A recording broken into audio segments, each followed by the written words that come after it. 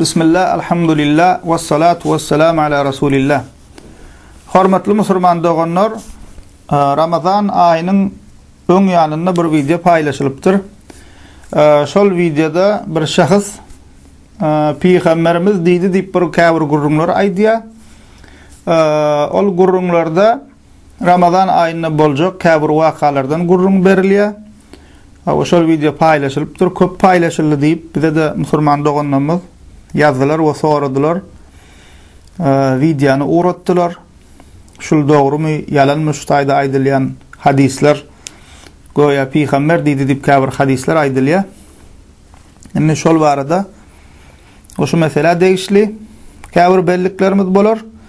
Biram umuman käbir hadis dip ýaýradylyan gurrunlar var internetde. Şolar barada bir käbir belliklerimiz bolar. Biram ýanky plança kişa paýlanylýan hatlar, Arabistandan gelen hatlar we şoňa meňzeşdatlar. Bular hem soralýar, hemmesini bir şul dersimizde gysgaça ýatlap geçsek şu zatlary. Birinji bilen ýanky ýaýran videodaky aýdylýan hadise gelsek, goýa Peygamberimiz şeýle diýipdirmiş sallallahu aleyhi ve sellem.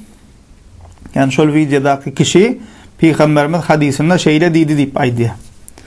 Ramazan ayının 15-nde Cuma günü ýerden guşluk wagtynda asmandan bir ses geler.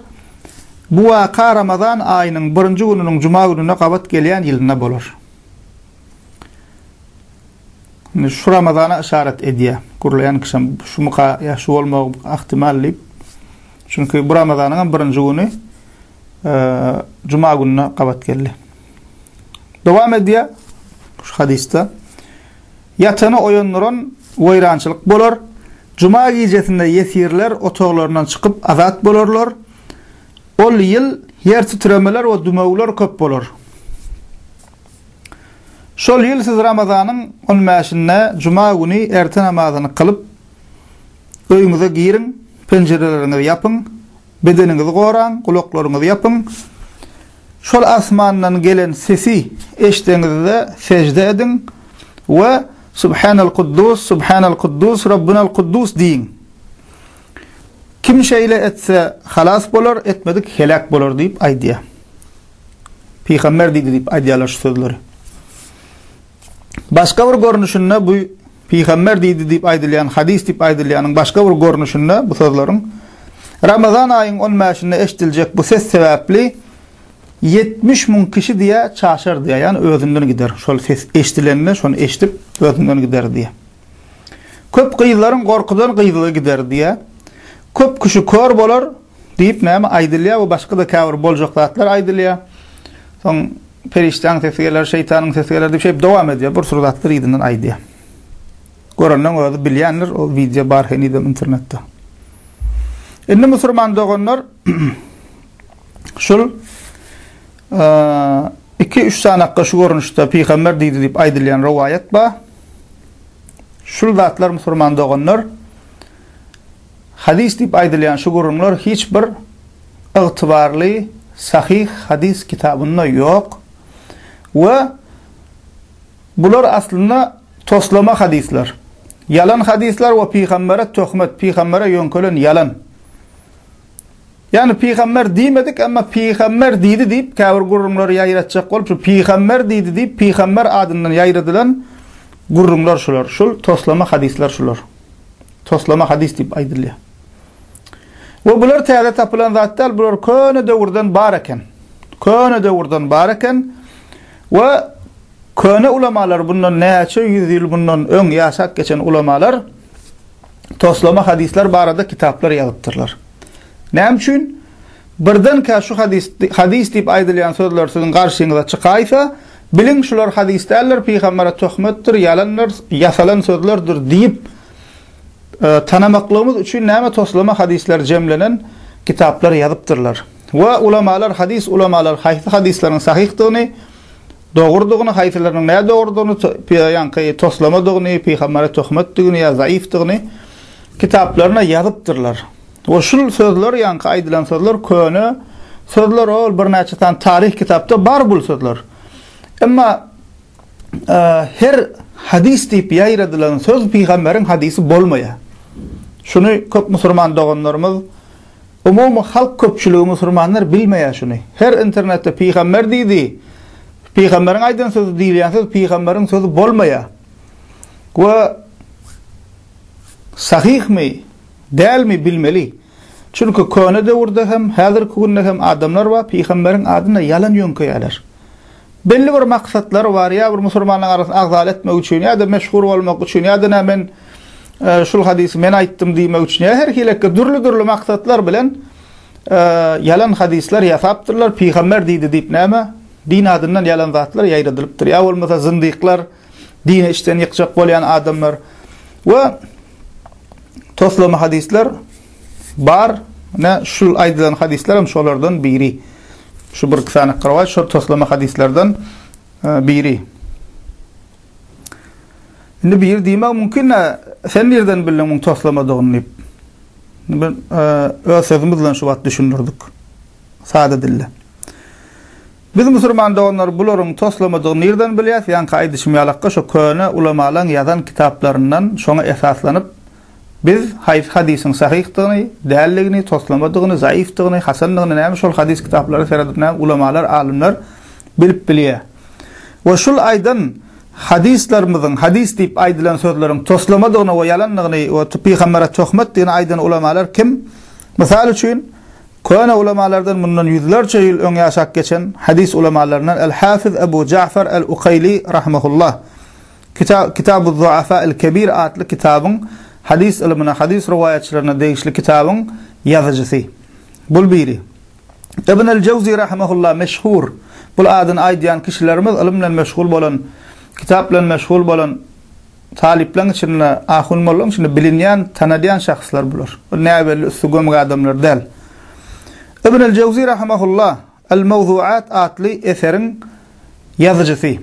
İbn el-Qayyim rahimehullah El-Menarul Munif adlı eserine şul hadisler barada bellak geçýär, töhmet we yalanlygyny we toslamadygyny. İmam Hafiz Ez-Zahabi, Türkmen alimimiz, aslı Türkmen, ulu alimlerden hadis ilminde şul adamın kitaplarına barylýar. Köp meselelerde hadis ilminde tarih barada kan eserler goýup giden adam. Hatta bizim gol yazmalar institutumuz Qaýmy Türkmen diýip käbir kitaplaryny terjime edipdir. Gördüm. Şol öz Türkmen alimiz İmam Zahabi, Hafiz Ez-Zahabi bu ýöne bir plan molla plan ahun del bul adyn tutulýan alimler, musulman doganlar, ulu alimler bulur. Ulu imam hasaplanýan alimler, hadiste, fıkda, başga ilimlerde. Hawa İmam Zahabi hem näme şol hadis diýip aýdylan şu sözleriň toslamadygyny mawdu diýil arapça, mawdu'un diýip aýdylýar. Şolong toslamadygyny näme aýdyp geçipdirler. Demek şundan beyan boldy şol hadisler näme? Hadis diýip aýradylan sözler toslama eken, yalan eken. Ve ulamalar diýär, tarihte mundan öňüm Ramazan aýynyň 1-nji güni Juma gawat gelmegi ya da 15-nji güni Juma gawat gelmegi kan bolupdyr. Şun bolmaklygy hem näme şol hadisler yalanlygyny ýene bir näme? Tarihi hem subutnamasy. Görüň görýän kişi goýa şu Ramazan şowal aýmagy mümkin ýa şoňa meňdeş diýip işaret edip şey diýip halka ýaýradýarlar. Emma näme? Tarihi wakalarda ulamalar diýär, kan öňüm bolupdyr diýär, 1-nji gün Juma gawat gelmekli, 15-nji Juma gawat gelmekli adaty zat öňüm biller öň bolup gelýän zat diýip näme? Aýdýarlar näme? Şol hadisin içinde aýdylan zatlaryň yalanlygyny tarih hem näme? Yalana çykarýar diýip aýdy. Indi ýanky jümleler ýere gelende bellap geçsek halk arasynda hususan internetin usulen din we peýgamber adyna ýaýradylýan toslamalar kan. Bular ýadyr hemmesini sanap aýtjak bolsaň sanap tükedirýärler musulman doganlar. Ýöne şu ýere gelende üstatçylaryna şu ýaýradylanda ýeke-ýekeden düşünürki daýmasan sanap tükedirýärler däl bu ýalanlar we toslama hadisleri.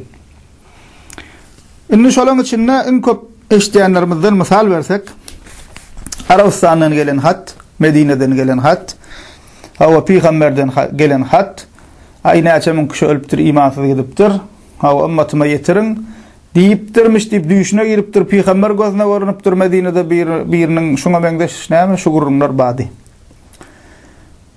10 yıl bäri we 20 yıl bäri başladylar. Inna wir unudullah halk akyllaryny göz açyldy diýen bolyn ýene täzeden ýaýrap başlaýar. Demek näme görkede biz henizem näme öz akydamyz dogry bilmeýäs musulmanyň inanjyny. Şu zatlara allanýandygymyz bize şonu görkezýär. Şu Peygamberden gelen hat diýilýär. Plança öýe paýlamaly bolmasa başyňyza betbaçylyk geler diýip aýdylýar. Ya bolmasa plança kişi paýlanýan hat diýär, 40 diýär, 10 diýär, her wagt hilik bolup dur. Ön gapa taşlaýardylar. Inne internet ýaýrandan bäri internetiň usulyny ýaýradýarlar. Inne wagt hem goýupdyrlar. Näçe minütiň içinde plança kişi uğratmasaň başyňa bela geler. İçine de Allah'ın adını ýazýarlar, zada diýerler, näştaýda Allah'ın ady bardyr. Ya uğratmasaň şeýle bolýar, beýle bolýar diýip bu uğradanyň bir maňa uğratdy. Din diyanatlan işi yok. Bir tanışlardan uzaklardan biri yaş oğlan uğrattı. Ben sen näme mun uğradýan bana? Aýdy uğratdylar, uğradaydım diýdi ýa-da. Ne şuňa ala käwir adamlar hakykatdan şuňa inanyp şeýlemi kädip şu zatlar paýlaşýarlar. Ina musulman doganlar şul hatlar ya şuňa meňzeşdatlar hemmesi yalan we batıl internetden plan çekşe uğrat nämet diýilýänler hemmesi yalan we batıl. Dini tarapdan günah şunu ýaýratmaklaryň özü dini tarapdan günah, yalan, töhmet zatlar. Ol bir ikinji taýdanam şunu ýaýradýan kişiler, şunu ýaýradýan adamlary, şu zatlary alan adam oýnatgy we samsyk tentek ýerine goýýar. Ve şunu inanýan adamam asletinde oýnatgy bolýar, bir näme bir kişiden bir zat gelýär, ograt diýär, o da ograt diýär. Özüne oýnatgy ornuny düşürýär özüni. Ve bularyň ters täsirleri hem ba netijesinde käbir inanjaň ýa-da bilen akidesi gowşak adamlar inanýar bu zatlara. Ondan soň ograt düşürýär-de soňam näme diýär? Ogratdym men hiç ütgemedi diýär. Öňem bir dini bilýän adamlar, öňem bir akidesi, imany gowşak ejid adam beterem näme ondan soň dine bolan näme dine garşy sowap başlaýar käbir diniň emirleriniň öňünde. Näme netijede şu zatlar bolýar. We bu zatlar edýän belli ki bir dinsiz, imansız adamlar ya da imanlı adamın bolsa ýanky alakda dogry kadip bir yerden biriniň toruna düşüp bir dinsizin toruna düşüp soňam özü ýaýradyp şolaň eline oýnatky bolýan adamlar bunu ýaýradýanlar. Şoň üçin äge bolan ýalanlar şu zatlar sonra ýalar şular dogry buzup hiç zerre ýal dogrulukdan paý ýok şu uğradylýan hatlaryň ýeneleriň hemmesi ýalan.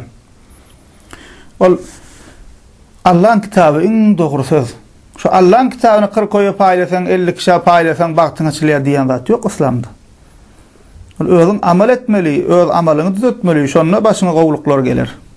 Allah sığınmalı, sebebini tutmalı, zahmet çekmeli, o yana oturan yerinden plança kişi uğrattın bollu, onu gün sonra sana täze haber geliyor, bayan ya näme bir aklam şunu sagdın, aklam kabul etmeye. Yine misal üçün köp ýaýradylýan zatlardan bir misal toslama hadislerden Rabiul Awwal aýy girip girmäkä ýaýradyp başlarlaryna görürsiňiz. Geçen ýylym şul boldy. Goýa şeýle diýipdirmiş Peýgamberimiz. Rabiul Awwal aýynyň başlanlygyny başgalara buşlan kişi cennet bolar, cehennemden halas bolar.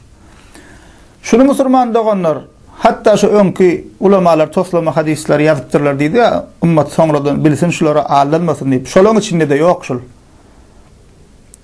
Bu näme görkezýär? Bu şu döwürde şu ýakyny biriniň düzüp goýan zady. Rabiul Awwal aýynyň gelenini buşlamak barada şeý paýlaşyp bollar halkam bilmän. Ýalan we töhmet Peýgamber diýdi diýip aýradýarlar. Hiç asly ýok. Ya başga bir köp edýän oýunlar düşümde Peýgamberi gördüm, mene ýakyny koronawirusa degişli soralara jogap beremezde de gurladyk. Näme? Düşümde Peýgamberi gördüm, koronawirusyň dermany plan etdi, şonu üçin näme ediň diýip näme şeýdip ýalan zatlar ýaýradýarlar. Şol Peýgamber düşümde gördüm, şeýdiň diýdi, beýdiň diýdi diýilýän gurrumlar ýalanlar. Düş hakdyr. Hak düşüm öz alamatlar, işaratlary we gören adamyň özüne degişlidir. Emma o plany öz gören düşü bilen meni herekete geçirip, men boýnumy bir amal ýüklap, halkyň boýnumy bir amal ýüklap, Peýgamber diýdi, şu diýdi, bu diýdi diýip näme? Bu zatlar nädir zatlardyr, musulmanlar onlar äge bolýar. Wa gyndan sagam şuna meňde zatlar ýaýradýanlar dinler sypatly adamlar. Hawa käbir mysal üçin şulaň amam diýip halkyň öňüne düşüp boran adamlaryň agzyndan eşdilýär şu toslama hadisler. Ya bolmasa halka dine uğradyp zady bir şey diýip öňe çykyp boran käbir adamlaryň agzyndan eşdilýär şu zatlar. Buna hilek bolýar. Käbir kan bilim bolmayan adamlar dini bawatyna. Näme diýär? Buna hilek bolýar diýär. Mamamun diýenem diýär. Sakally telpekle bir selleli doğan adam mamun diýär. Inne musulman olanlar şu yerde bir möhüm meseleni bellemeli. Ol hem her kellesine selle oran, tahya geyen, doğan geyen, sakal goýuran, ady ahun bolsun, pir bolsun, öwliya bolsun, fark etmeýär. Her ady öwliya pir bolanyň kellesi selleliň dini kabul edilmeýär. Her kellesi sellele, her ady öwliya pir diýip boran adama inanmaly däl. Şuat gowunna umuman dünýäde alsak, dogry ahundan egri ahunken, dogry öwliya diýip boran adamlardan yalançylarken, dogry molladan egri mollaken. Şonuň üçin gonu ýanyşyň sypatyna şekline alanyp, diýen zadyny alyp, gonu internetde gurlap durýar diýip paýlap bermeler. Näşul ýanky toslama hadisi ýaýradan kişi hem goraýmaga birdaşyndan sakkallyja, tahyýalja ýa şuňa meňdeş kellesine birda geýipdir. Owadan süýjüdilli gurlap otyr. Ay bir gowa adam ýalak, alla näme adam ýalak başyndan serassan. Emma şol adamy öz ýurduny bilýänler. Şu bar işi şol adamyň şu toslama hekaýeler şuňa meňdeş zatlar. Awa söýgüliňi nädip söýdirmeli, nädip aýrmaly, nädip birleşdirmeli, jyndan nädip açmaly, dogaýy nädip doga ýazmaly, nädip çüflemeli, nädip üflemeli.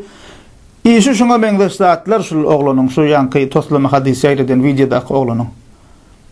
Bir öz ýurdundan bir hiç kim bir anamdar agtybarly din adyny gurulayan adam hasap edilmeýär. Bu internetde şuňa meňdeş zatlar bilen meşgul bolup boran kişi. Emma käbir şuňa ananan kişiler nämetler şoň sypatyny owadan gurulaýyşyny alanyp Peygamber diýdi diýenden soň alan gol internetde paýlaşyp başladylar. Demek sypatyna şekline alınmaly däl. Bu musulman doganlar hadis diýip, sowap diýip, günah diýip bir zat eşitsek, şonu anamdar we ünsürüm akidesi dogry ahli sünnet alimlerden we taliplerden sorap anyklamadan öň kabul etmeli däl we ýaýratmaly däl. Ahli sünnet akidesi dogry bolmaly. Ýa-ni ady ahli sünnet bolsa da bolmaýar. Ýa-ni ady ahli sünnet bolup bidgat çykaryp boran imkan bu wagt. Akidesi dogry, dini ýoýanak, ýa-ni bidgat çykaranok, Kur'an we sünnet, sahaba, selef-i salihin 4 mezhep näme diýen bolsa şonu diýär, şonun artyklat diýenok, kemeldenok, arttyranok. Diniň arkasyndan çörek iýmeýär. Şul adamlardan soramaly, namdar gözleşdirip sorap, anyklaşdyryp ondan inanmaly. Ondan kabul etmeli, ondan ýaýratmaly. Eger ýaýratjagam bolsak. Bu özümizde koş aljak bolsak, başan san dukana girip çykýas, bakasyny gyzyklanýas, hilini gyzyklanýas, Hytaýyň kymy diýen, Türkün kymy diýen, ýani ýa ýene näme mi diýen, dersi nämenki diýen, ýöne köýje bir koş, bir ýyl soň geýip zynk goýberýän zadyň. Ama din bizim ahiretimizde değişli, imanımızda değişli. Yekece yanlış inanç insanı dinden çıkarıp imanını puç edip biliyor. Bütün amalın boşa gidiyor, imanın boşa gidiyor. Şeyle mühim zat.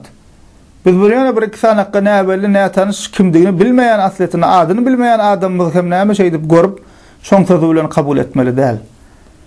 Gözlemeli, soramaly, iýdemeli, 4-5 kişiden sonra, 5-6 kişiden sonra eger sorap bilýän bolsaň, bolmasa sorap bilýänlerden soratdyr.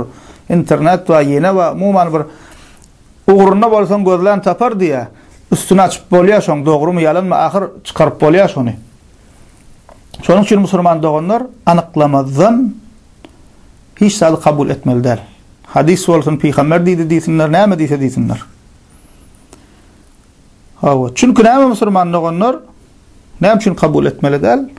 Çünkü näme? Yalan we toslama gurrunlary ýaýratmak we yalan we toslama gurrunlara inanmak haram. Bu adati yalan gurrunlara, dini däl, adati yalan gurrunlara inanmak we ýaýratmak haram. Üstesine de bu diýilýän zatlar, din adyndan bolsa, Peygamber adyndan bolsa, Peygambere yalan ýönkap duran bolsa, Peygamberiň diýmedik adyna diýdi diýip duran bolsa, toslama hadis bolsa, bu zatları ýaýratmak musulmanda onlar haram bolýar. İnanmak haram bolýar bu zatlara. Çünkü Peygamberimiz Muhammed sallallahu aleyhi ve sellem bizi aga edýär şuňa meňdeş zatlardan. Ne sahih hadis, Batıl zatları yayradýaňyz, ýayradyň şulara mene, eşsin bilmeýän adamlar. Peygamber sallallahu aleyhi ve sellem sahih hadisi, Muslim hadisi, sahih Muslim. İki tane ul hadis kitabı ümmetin içinde kabul edilen, ehli ümmet bir ağızdan kabul edildi, ehli hadisler doğru deyip, sahih Bukhari ve sahih Muslim. Yani iki tane hadis aytjak da şu meselede. İkisi biri sahih Muslim hadisi, biri sahih Bukhari hadisi. Peygamberimiz sallallahu aleyhi ve sellem sahih Muslim'de gelen hadisini näme diýär? Men haddese anni bi hadisin yura ennehu kezibun fehuve ahadul kazibin. Kim yalanlarını bilip durup menin adımdan bir hadis aytsa diye iki yalançın biridir diye. Yalançın biri o hadisi düzün, ikinci yalançım şonu yayra diyen. Bunu senem şol hadis toslamadığını billin, allın, yayrattın, sultanım internette, şuna mengeş sahipalarda, onunla öz sahipanda koyyan, insanları paylaşın, yetirin diyen, edil şu toslan yalakka günahkar senem. Ve sahih Bukhari'de gelen hadisinde bu hasam korkunç hadis. Musulman adam näme? Bir pikirlenmeli şu hadisleri. Hadis deyip bir zady göreni inanýan adamlar we gönü paýlaşýan adamlar şular bir gowy düşünsinler. Näme diýär Peygamberimiz sallallahu aleyhi ve sellem Bukhari'de gelen hadisinde? Men kezebe aleyye mutaammiden felyetebawwa maq'adahu minen nar. Kim bil qasleyn maňa yalan ýonköse, ýani diýmedik zadymy diýdi diýse, dogzakda yerine tayinlensin diye. Şul hadislerin şerhinde İmam Nevevi misal için Sahih Muslim'in şerhinde, yani birinci okan hadisimizin şerhinde düşünürüzün aşağını näme diye, toslama hadisleri ve şuna mengeş anıklanmadık peygamber deyip yavumuz öz yani şüphelensek hem şu näme zanny galibine göre ay şu toslamadır deyip pikir etse diye, şolar yayratmak diye haram diye, inanmak yayratmak haram deyip ay diye.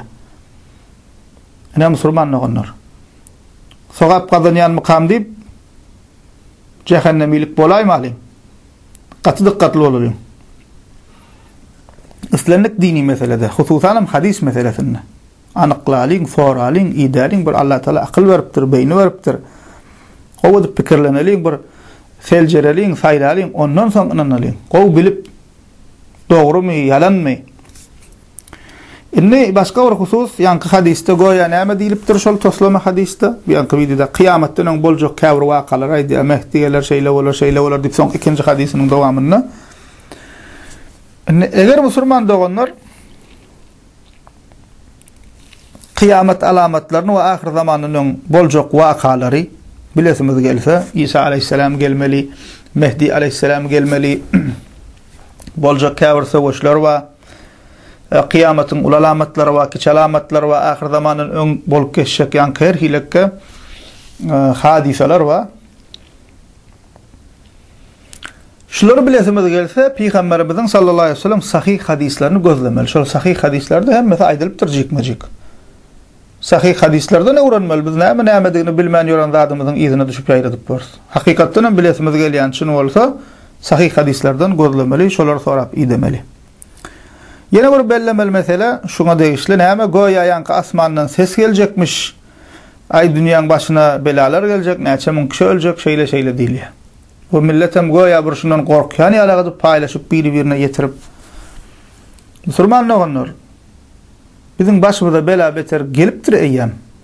Näme başga nämeň bela beterine garaşýaňyz? Ya biz gaflete düşüp duruz, biz bilemzok ya kellemizde ullanamzok, öz amalymyzy, öz hal ýagdaýymyzy, halkymyň hal ýagdaýyny biz düşünemzok. Ya bilemok şeytan biz gaflete düşürýärmi, näme hilek bolýar, näme? Adamlar göz ortala görnüp duran zatlar var başymyza bela beter gelinigi, şolar düzetjek bolmaly, biz nerede bir näme? O kino garaşýan ýalakka on maşyna bir zat ses gelmelimiş. Şonu ýaýradýaňyz. Başımıza bela beter gelipdir, halkın içine şirk yayraptır. Kur'an'a göre, ehli sahih hadislere göre, ehli İslami kitaplara göre, bir hadise göre değil, Kur'an'a göre, tutuş Kur'an'ın başından sonuna göre, ehli sahih hadislere göre, tutuş dini kitaplara göre, inguluk günah şirk. Ondan ulusu yok. Bizim halkımızın içine şirk edilip var. Evliya yıkılıp çağalım deyip var. O koyurcak olsa mazara gidiyor. Asnäme söýgülimden gittim plan pirden patalym diye. Şuna meňdeş adamlar mazar paraz we gabr paraz bolup durlar. Allah'dan dilemen zadyny ölülen dilep dur. Palça ananyp dur. Şirk şu zatlar. Garaskoplara ananyp durlar. Emmul bela şirk biziň başymyza gelipdir. Biz bir-birimize şu arada aýdylan wagz nasihatlar ýaýradýas, metrýäsmi adamlar äga bola boryň. Başymyza serat şirk gelipdir. Peýgamberiň Allah Taala'nın bagşlamaryny diýen zady, peýgamberimiziň uly günahlaryň ulusy diýen zady. Biz bunu görümde paýlaşylýar. Ya da az paýlaşylýar. Ene bela şol biziň içimizde ba. Bidgatlar peýgamberiň etmedik, buyurmadyk, sahabalar etmedik zatlar biziň içimizde sogap diýip goýa bir farz ýalaga diýip adamlar şunu konuda ýapyşak bolup dur. Ýa-ni ýasama mollalaram ýaýradyp dur. Ha biziň belamyz şol. Biziň jemgyýetimiziň aglaby böyle binamaz gezip dur, täret almak bilen, gusul almaklyk bilen, iňi hapa gezip dur. Ene bela gelipdir biziň başymyza, biz näme belasyna garaşyp oturýarys başga. Yarım yalaňaç hijabyň nämedigini bilen ok. Özüne musulman, ay ben türkmen diýip agzyny dolduryp gurlayan adam sen tak öz aýalyň awratyny ýapyp bilen oga sen. Haýsy namysçyň türkmeniň gurruny diýen. Aýalyň tak awraty açyk, namysyň tak sen dolu örtülgi däl.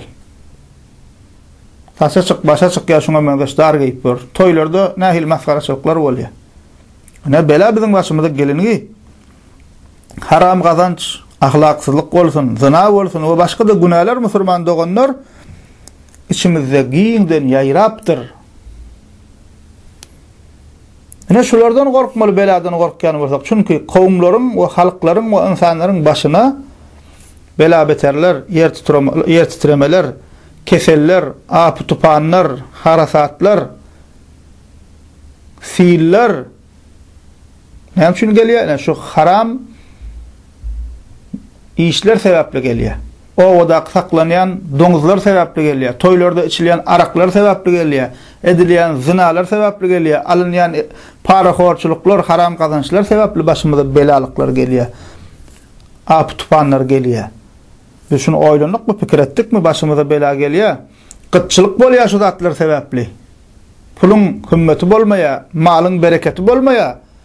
Ol şunu konuda adamlar onu bunu günahkarlar. Onu bunu günahkarlamak gerekdir. Bizim amalımız sebepkar. Ol bul sebep.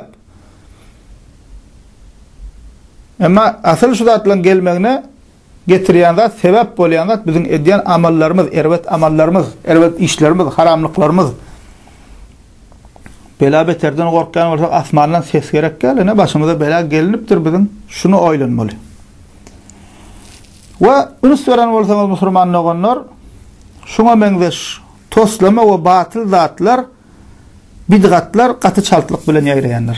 Umumyny ýalan gurrunlar, töhmetler çaltlyk bilen ýaýraýar, ünsoran bolsaňyz. We hususan şuna meňzeş bidgatlar we toslama zatlar gaty çaltlyk bilen ýaýraýanlar. Ýöne 3 gün içinde, 5 gün içinde hemme ýerde paýlaşylyp çykaýarlar. Emma ünsoran Kur'an we sünnet esasyna aýdylan waz nasihatlar ahundan ulamalaryň bu hiltilik bilen ýaýramaýar. Pikirlenip gördüňizmi şu näme üçinkä?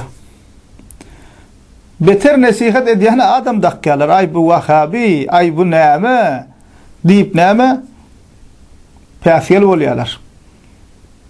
Pikirlenip gördüňizmi şu musulman doganda näme üçin şu töhmet ýalan işler, umumyny töhmet we ýalan sözler çalk ýaýraýar, hususan diniň adyndan ýaýradylýan şoňa meňzeş toslama zatlar bakym ýaýraýar. Sen musulman doganlar şeytan bu zatlara päsgel bolmaýar. Sen azar wagt dinlejek bolsaň ukyň tutar. Namaz okujak bolsaň 50 san bahana taparsyň. Emma sagatlap internetiň öňünde boş işler bilen meşgul bolup ýatsaň hiç şeytan sana goşulmaýar. Şeytan seni öz guruna goýýar. Sen şeýle diýýäm ýola girilip dur, oň islam ýoluna giripsiň sen. Aw. Ne şonuň üçin şeytan şu zatlara päsgel bolmaýar şu zatlara. Beter adam sıfatlı şeytanlar kömek emediýär. Şeytanyň azyran adam sıfatlı şeytanlar we olar şu zatlaryň ýaýramaklygyna kömek emediýär. Şoň üçin şu zatlar bakym ýaýraýar. Indi göreliň bakalygyna biz şu zatlaryň ýalandan toslamadygyny düşünürdik. Adamlar oýanyp şoň garşylygyna şu dogry zatlar nädir ýaýradýarlar. Mana özüňiz seredip görersiňiz. We ýanky şol toslama hadisde goýa näme secde etmeli, zat etmeli diýip aýdýar-da. Allah sığınmaly. Musulman hemişe Allah'a ibadet etmeli, hemişe Allah'a sığınıp secde etmeli. 5 wagt namazyny okamaly, jumasyna gitmeli, illa bir agzyny beklemeli. Kur'anyny okamaly. Hemişe ýagşylyk etmeli, haýr sogap etmeli, daş töwrüň elini else peýda bermeli adamlara. Bu musulman hemişe etmeli. Musulman belli bir gijede secde edip başga wagt taşlamaly däl. Hem gynansak da şu da bizden gafletimiz. Başımıza kıyınçılık düşene, bela düşene bizi kûne musulman. Allah yadımıza düşüyor, avadet yadımıza düşüyor, sadaka yadımıza düşüyor, öz başımıza bela gelenine. Hem azıcık rahatlasak, aydıp diyeyim düşünürüp bolanok. Namazını oku, oradağını tut, örtün, açık gelip verme, boşuna mendeş. Demek musulmandın o bir gecede onunla ibadet edip soňam näme arkyny gelip vermeliler, hemişe ibadet etmeli. Allah Teala Kur'an-ı Kerim'de näme diýär? Hicr suresi, Kur'an-ı Kerim'in 15-nji suresi 99-njy ayetinde "Wa'bud rabbaka hatta ye'tiyekel yaqin." Sana ta ölüm gelýänçe Rabbuňa ibadet et diýär. Musulman ta ölýänçe namazyny okamaly, hemişe Allah'a secde etmeli, hemişe Allah'a sığınıp gelmeli. O ses gelecekmiş diýip ona secde edip başga ona mümkin bolşy alak bolup bar, ol bir musulmanyna bolmaly zat däl. Allah Teala ahlimizi, halkymyzy, neslimizi hak byka diýip toslama zatlaryň we bidgatlaryň izine düşmeklikden gorasun we bizi Peygamberimiziň ýolundan, sünnetinden aýyrmasyn. Velhamdülillahi rabbil alamin.